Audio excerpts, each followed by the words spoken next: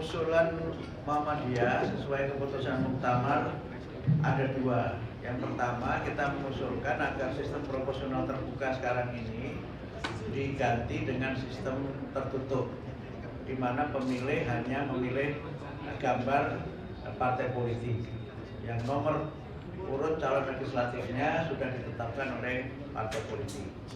Usulan yang kedua adalah terbuka terbatas, di mana sistemnya seperti yang dulu pernah kita pakai juga, kita bisa memilih partai politik atau memilih calon legislatif yang memang semuanya mengikuti ketentuan. Kalau memenuhi BPP tentu dia akan terpilih, tapi kalau misalnya tidak, tentu yang terpilih adalah yang sesuai dengan nomor urut. Sehingga dengan sistem proporsional terbuka terbatas itu, suara pemilih itu masih terakomodir dan masih ada peluang bagi calon legislatif untuk dapat memiliki kesempatan terpilih walaupun tidak di nomor urut yang teratas. Nah, tetapi nanti semuanya keputusannya ada pada Mahkamah Konstitusi yang sekarang ini sedang mengkaji usulan perubahan sistem pemilu.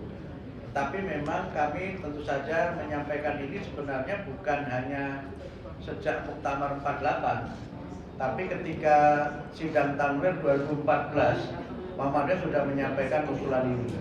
Nah, harapan kami dengan perubahan sistem itu, pertama bisa dikurangi kanibalisme politik, di mana sesama calon itu saling menjegal satu dengan yang lain, yang itu berpotensi menimbulkan polarisasi politik.